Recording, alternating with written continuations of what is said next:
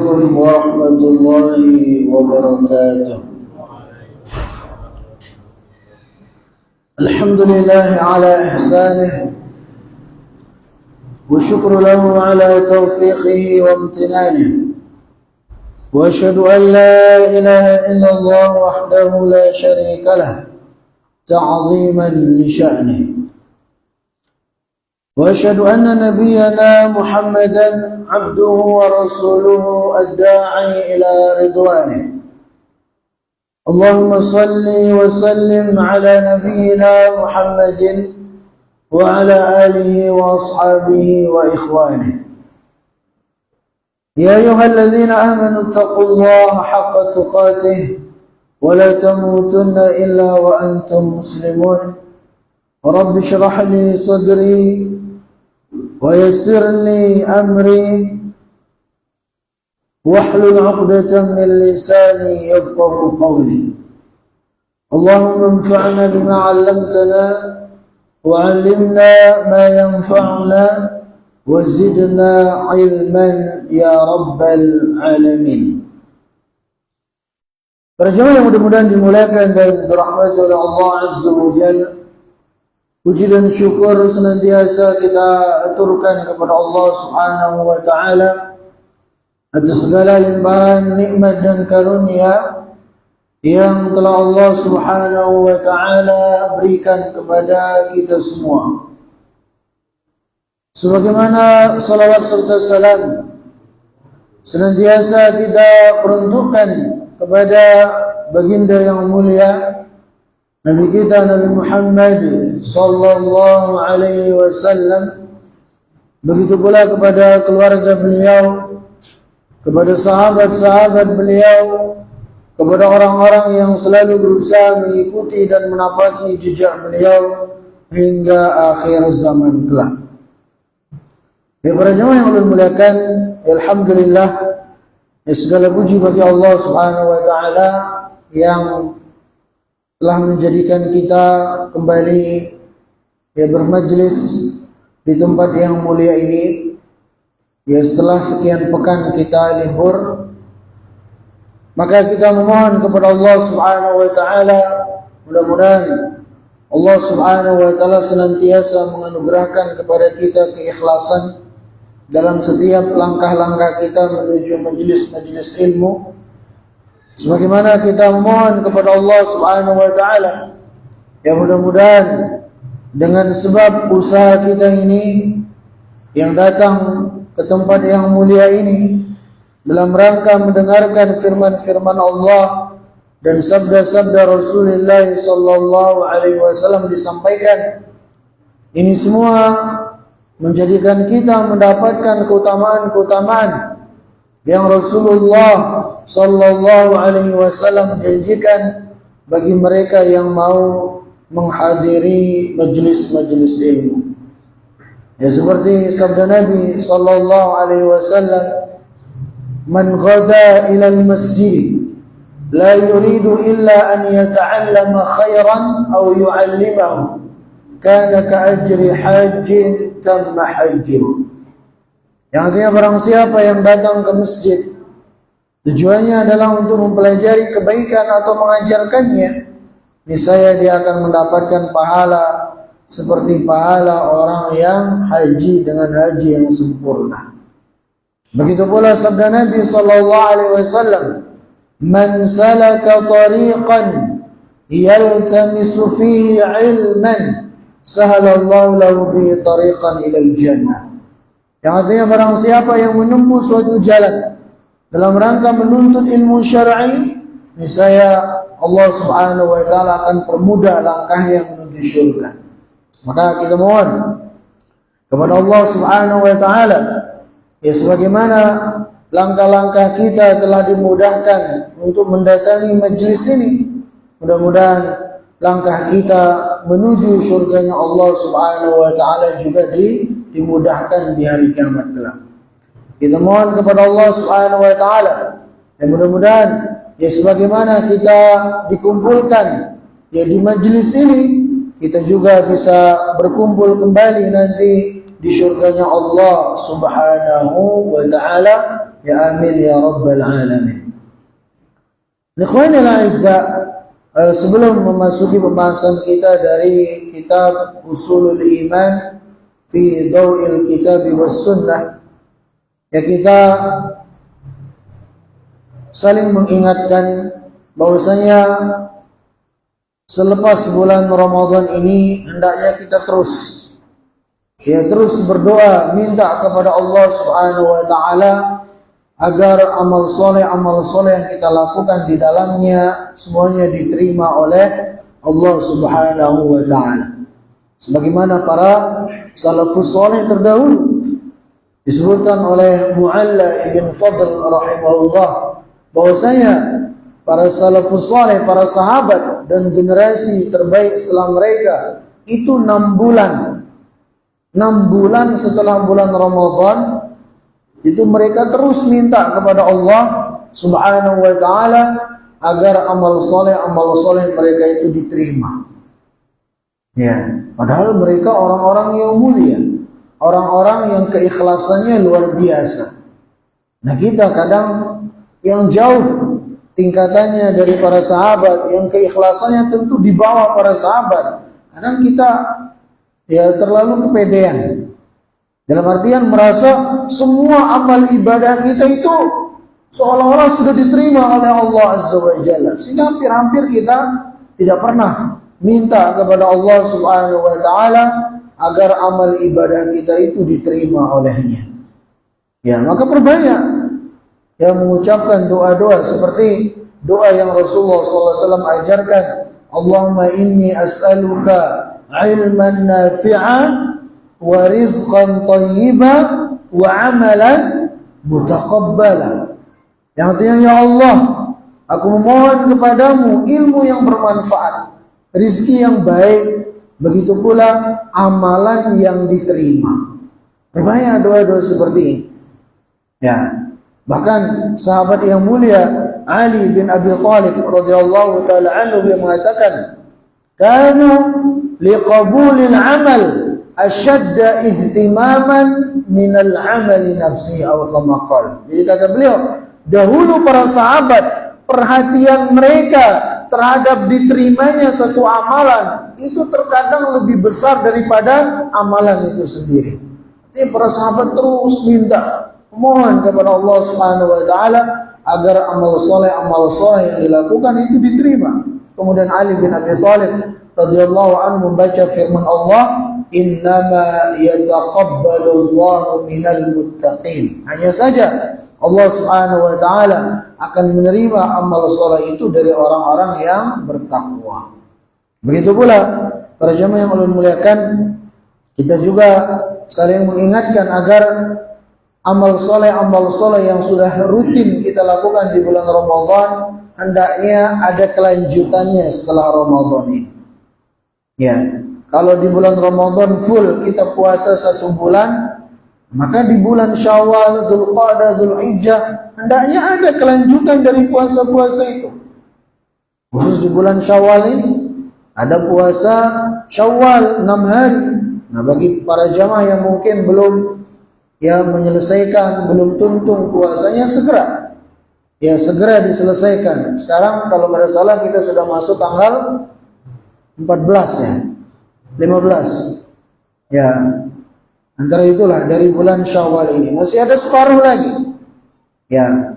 Rasulullah SAW bersabda, "Man shoma Ramadan thumma atba'ahu 6 min Syawal kana kasiyamid dahri." Yang artinya barang siapa yang puasa di bulan Ramadan kemudian dia lanjutkan puasa 6 hari di bulan Syawal, maka itu sama dengan dia berpuasa 1 tahun. Jadi ada kelanjutannya dari puasa kita. Begitu pula bacaan Quran kita, begitu pula infak sedekah kita, hendaknya ada kelanjutannya, walaupun dengan jumlah yang lebih sedikit, tapi continue, ya, terus menerus istiqamah. Itu yang paling dicintai oleh Allah Subhanahu wa taala dari amalan-amalan hambanya.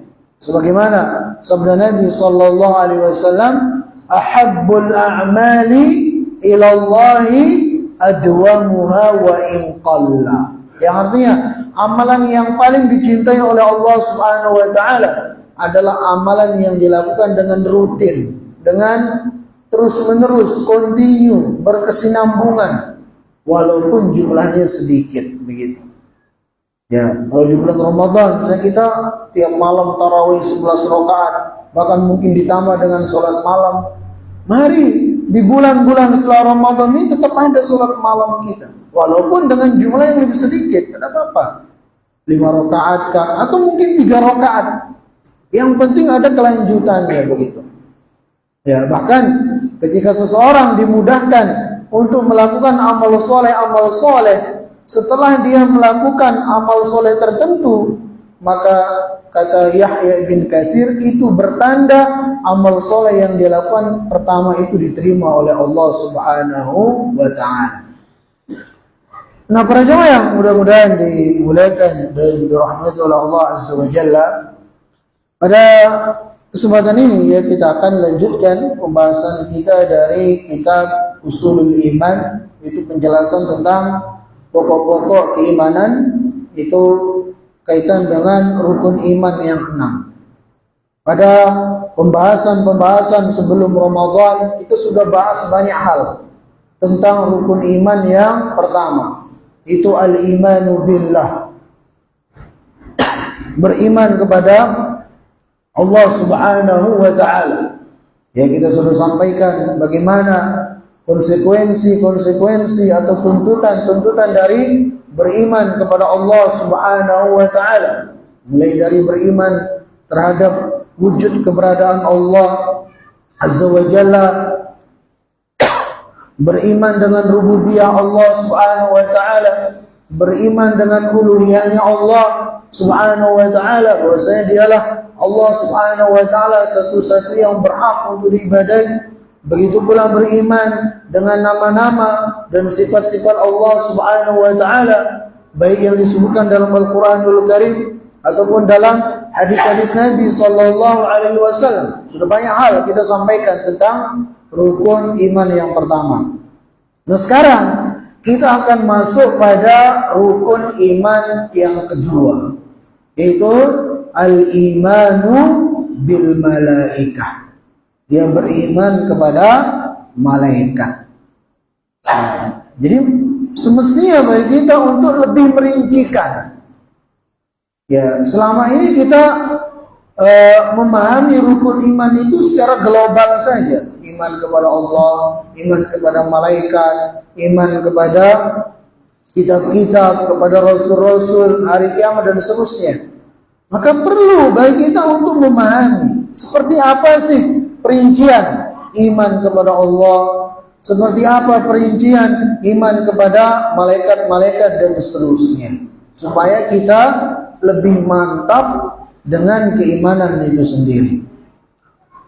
Nah, di sini pembahasan pertama yang beliau sebutkan kaitan dengan al-iman bil malaikah adalah ta'riful malaikah wa aslu khilqatihim wa sifatuhum wa khasaisuhum. Jadi definisi malaikat, asal muasal penciptaan mereka, sifat-sifat malaikat, serta apa kekhususan yang ada pada malaikat itu sendiri. Pertama, apa definisi dari malaikat? Al-malaikatu jam'u malak. Jadi malaikah dalam bahasa Arab itu bentuk jamak. Ya, bentuk tunggalnya adalah malak. Ya, malak itu satu malaikat. Kalau banyak bahasa Arabnya malaikah. Ukhidha minal aluk wa hiya risalah. Jadi kata malaikat itu diambil dari ya kata dasar al-aluk yang berarti ar-risalah. Ya, ar-risalah artinya utusan, ya rasul dan semacamnya. Wahum khalqun min makhluqatillah. Jadi malaikat itu adalah salah satu makhluk dari makhluk-makhluk Allah Subhanahu wa ta'ala. Sehingga kalau kita katakan malaikat itu makhluk, maka tidak boleh bagi kita untuk memperuntukkan kepada malaikat itu sifat-sifat ketuhanan. Sebagaimana yang terjadi di sebagian orang-orang di zaman dahulu. Ada dari mereka yang menyembah para malaikat. Ya, bahkan dari sebagian manusia sekarang ada yang menyembah Ruhul Kudus, ya Roh Kudus. Dan itu nama lain dari malaikat siapa? Malaikat Jibril alaihissalam. Jadi malaikat itu adalah makhluk Allah. Ya, makhluk dari makhluk-makhluk yang diciptakan oleh Allah Azza wa Jalla, yang tidak memiliki hak untuk diibadahi. Lahum ajsamun nuriyatun. Malaikat itu memiliki fisik, ya, yang diciptakan dari nur, cahaya. Qadiratun ala tasyakkuli wat tamatsuli wat tasawwuri bisuwaril karimah.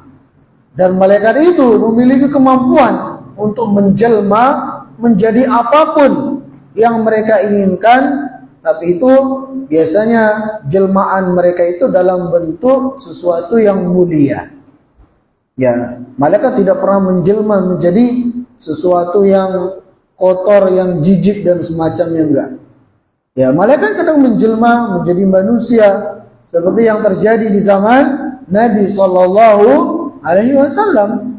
Ketika Nabi SAW mengumpul dengan para sahabat, datang ya seorang dengan jubahnya yang sangat putih, rambutnya yang sangat hitam, kemudian duduk di hadapan Nabi Sallallahu Alaihi Wasallam sampai disebutkan lututnya dengan lutut Nabi itu nempel, saking dekatnya. Kemudian baru orang ini pun bertanya tentang iman, tentang Islam, tentang ihsan.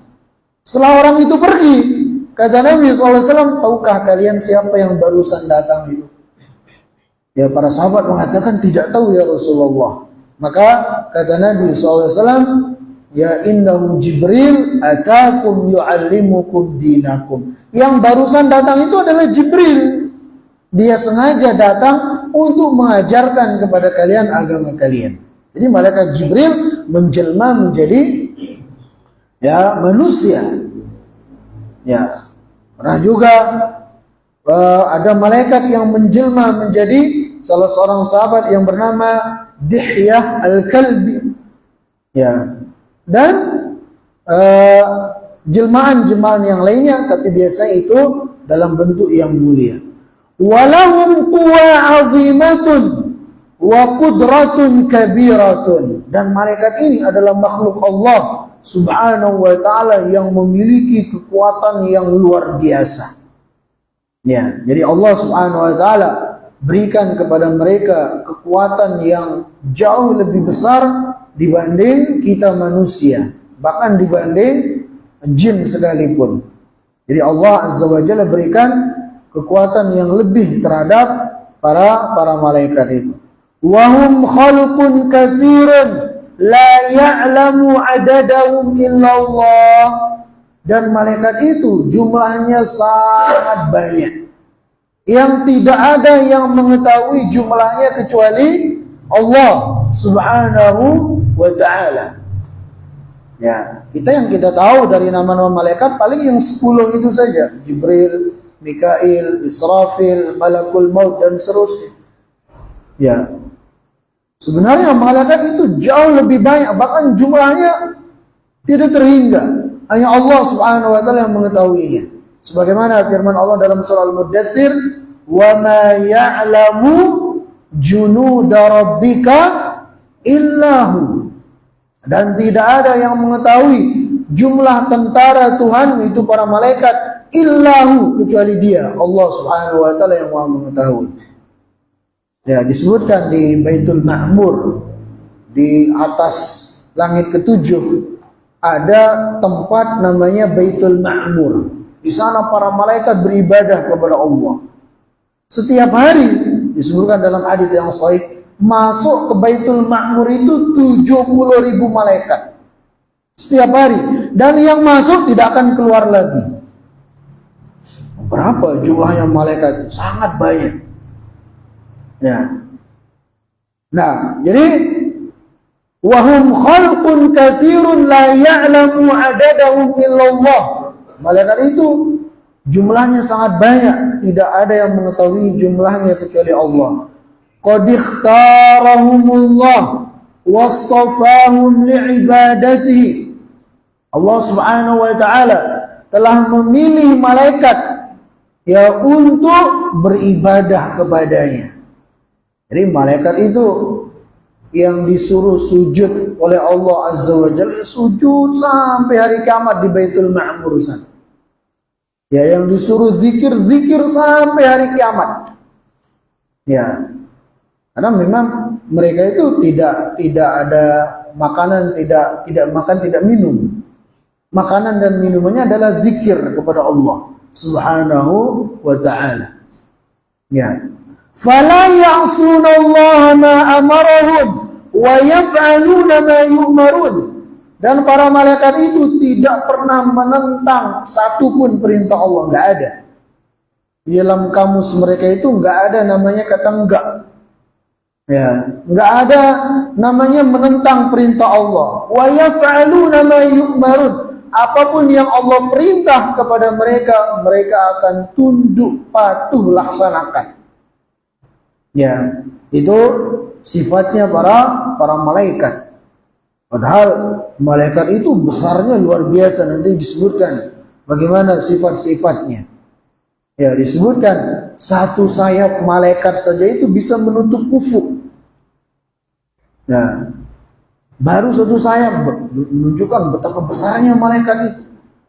Tapi enggak ada satupun yang melawan sama Allah. Enggak ada satupun yang mengatakan enggak. Enggak ada satupun yang menentang perintah Allah. Padahal besarnya luar biasa. Ya, kita yang kerucuk-kerucuk kayak gini, ya, ada saja perintah-perintah Allah yang kita tinggalkan, larangan-larangan Allah yang kita kerjakan pada setiap hari-hari yang kita lewati.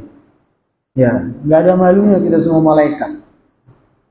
Nah, dan malaikat itu walaupun besar, ya sebegitu besar penciptaannya, mereka takutnya luar biasa kepada Allah Azza wa Jalla. Ini disebutkan dalam hadis yang sahih ketika Allah ya berfirman menyampaikan wahyunya kepada malaikat Jibril, itu saking takutnya para malaikat itu pingsan mereka. Ya. Sampai seperti itu. Jangankan kepada Allah, kepada api neraka pun. Padahal malaikat itu aman dari api neraka, ya kan? Nggak ada namanya malaikat masuk neraka, nggak ada. Tapi ketika mereka melihat neraka, mereka takut, saking ngeri dan dahsyatnya api neraka itu. Seperti disebutkan dalam sebuah riwayat yang sahih, Nabi SAW pernah berkata kepada malaikat Jibril, "Ya Jibril, mali la ara Mikail dhahikan." Kata Nabi SAW, "Wahai Jibril, kok kenapa aku nggak pernah melihat malaikat Mikail ini tertawa?"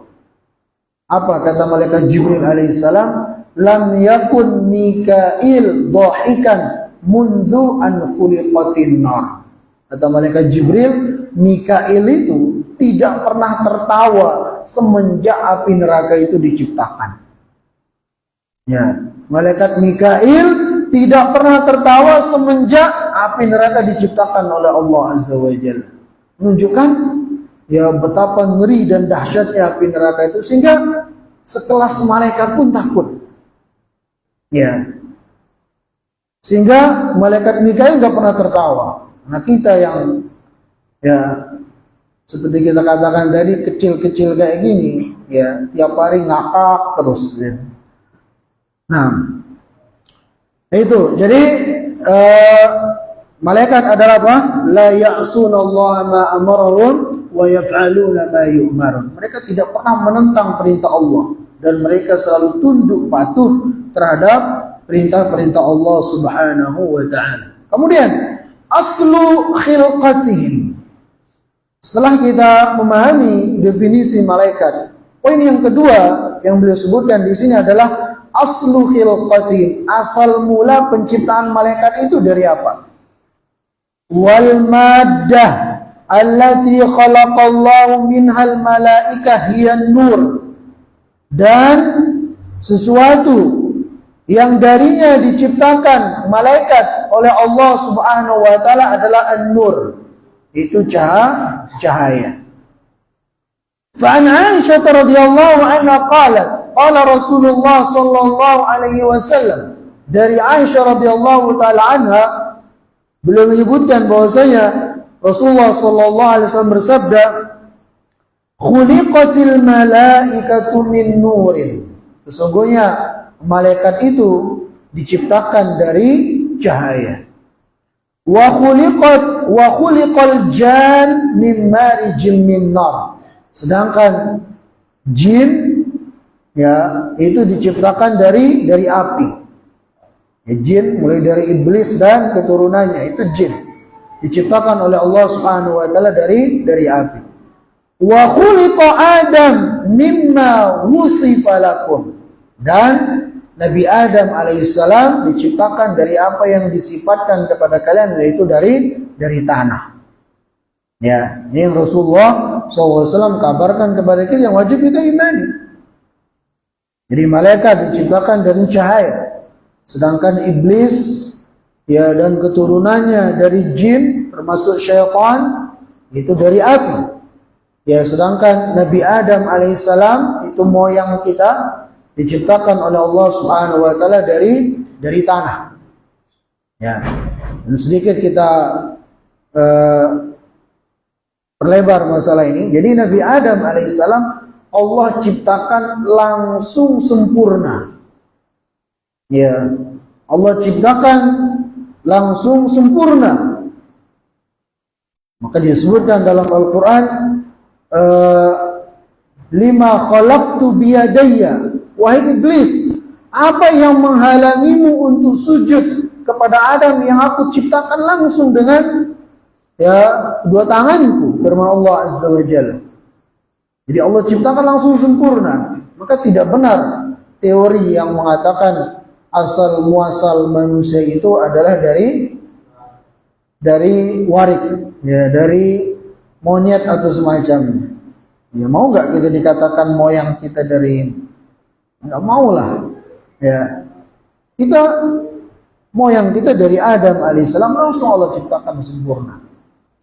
Jadi itu. Jadi Nabi Adam alaihissalam dari tanah, kemudian jin dari api. Dan ketika Nabi Adam alaihissalam disuruh sujud, di sanalah kemudian ketika iblis dan para malaikat disuruh sujud kepada Nabi Adam, di sanalah ya iblis kemudian enggan untuk sujud. Sedangkan malaikat semuanya tunduk patuh kepada Allah Subhanahu wa taala. Ya, tidak ada yang menentang perintah Allah untuk sujud, memberikan sujud penghormatan kepada Nabi Adam. Sedangkan iblis dia sombong. Dia mengatakan apa? Ana khairun minhu, khalaqtani min nar wa khalaqtahu min tin. Aku tidak mau sujud kepada Adam karena aku ini lebih mulia daripada Adam. Aku diciptakan dari api, sedangkan Adam dari tanah. Iblis itu pakai logika. Ya, dalam logikanya dia mengatakan api itu lebih mulia daripada tanah. Sehingga dia ya enggan untuk sujud kepada Nabi Adam, sujud penghormatan, bukan sujud ibadah. Ya, maka jadilah kita seperti malaikat. Dalam artian apa yang Allah perintahkan langsung tunduk patuh laksanakan. Jangan seperti iblis. Ya, yang menentang perintah Allah Subhanahu wa taala. Ya, dengan kesombongannya, dengan logikanya. Dan banyak orang-orang sekarang seperti itu. Enggan untuk melaksanakan perintah-perintah Allah. Ya, sebabnya karena sombong. Kemudian sebab kedua karena tidak sejalan dengan akalnya, dengan logikanya katanya. Maka ya ini sebenarnya adalah sifatnya iblis, la'natullahi alaih. Maka jangan kita ikuti iblis yang menolak perintah Allah karena sombong atau karena tidak sejalan dengan logika dan akal kita. Harusnya kita seperti malaikat. Ketika disuruh sujud, langsung menyungkur sujud sebagai penghormatan kepada Nabiullah Adam alaihi salam. Jadi itu ya, Para jamaah yang Allah muliakan, dari asal muasal penciptaan dari malaikat adalah dari cahaya. Ya, padahal sebenarnya kalau kita lihat justru cahaya itu lebih mulia daripada api, ya kan? Tapi malaikat tidak mengatakan, aku tidak mau sujud kepada Adam karena cahaya lebih baik daripada tanah. Ya. Tapi sebaliknya, si iblis laknatullahi alaih, dia pakai logika tadi. Nah, kemudian selanjutnya sifatun, ya sifat-sifat para malaikat. Qad tadammana al-kitab was sunnatul katsir minan nusus al-mubayyinah sifatil malaika wa haqa'iqaha. Famin dzalika annahum mawsufuna bil quwwati wasyiddah. Jadi dalam Al-Qur'an, begitu pula dalam hadis-hadis Nabi sallallahu alaihi wasallam itu terdapat banyak sekali penjelasan-penjelasan tentang sifat-sifat dan hakikat-hakikat dari para malaikat. Yang pertama disebutkan di antara sifat para malaikat adalah al-quwwah wasyiddah.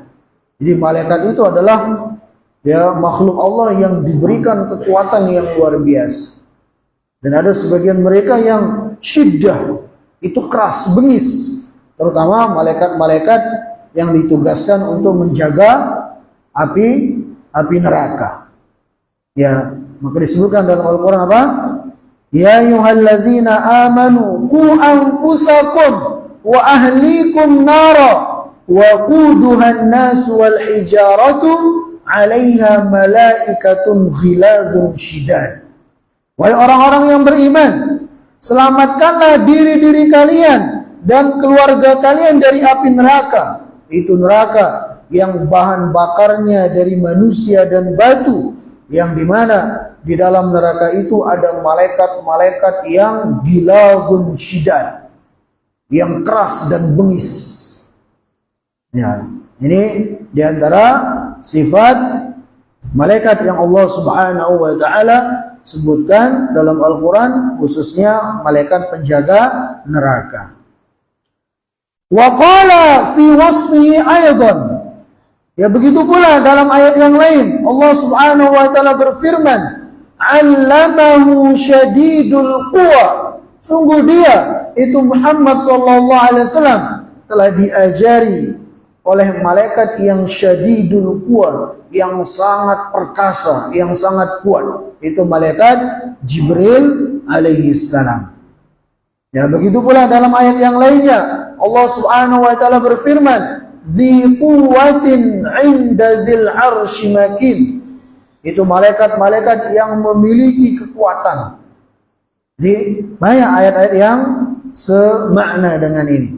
Kemudian sifat yang kedua yang disebutkan tentang sifat malaikat, wa hum mausufuna bi'idhamil ajsami wal khalqi. Jadi di antara sifat malaikat itu adalah mereka diciptakan dengan jasad, dengan fisik yang sangat besar.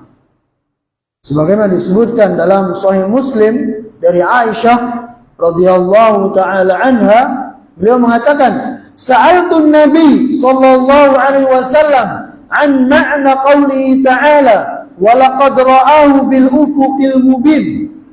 Jadi Aisyah radhiyallahu taala berkata, aku pernah bertanya kepada Rasulullah sallallahu alaihi wasallam tentang makna dari firman Allah, wa laqad ra'ahu bil ufuqil mubin, dan sungguh dia itu Nabi kita sallallahu alaihi wasallam telah melihat malaikat Jibril di ufuk yang terang benderang. Faqala, maka Nabi sallallahu alaihi wasallam bersabda, innama huwa Jibril. Sesungguhnya yang aku lihat di ufuk yang terang benderang itu adalah malaikat Jibril alaihissalam. Lam arahu ala suratihi allati khuliqa alaiha fi ghairi hataini al-marrataini. Dan sungguh aku tidak pernah melihat malaikat Jibril dalam bentuk aslinya kecuali dalam dua kondisi. Salah satunya adalah dalam kondisi tadi itu. Ya, jadi ketika Allah Subhanahu wa taala diperlihatkan malaikat Jibril di ufuk sana. Begitu pula kondisi yang kedua disebutkan adalah ketika Nabi sallallahu alaihi wasallam diisrakan dan dimi'rajkan oleh Allah Azza wa Jalla. Di sana Nabi sallallahu alaihi wasallam melihat malaikat Jibril dalam bentuknya yang asli. Ya. Kita selesaikan ya. Kemudian dalam hadis Nabi sallallahu alaihi wasallam yang lainnya dari Abdullah bin Mas'ud beliau berkata, "Ra'a Rasulullah sallallahu alaihi wasallam Jibril fi surati walau 600 janah. Kullu janahin minha qad sadda al-ufuq."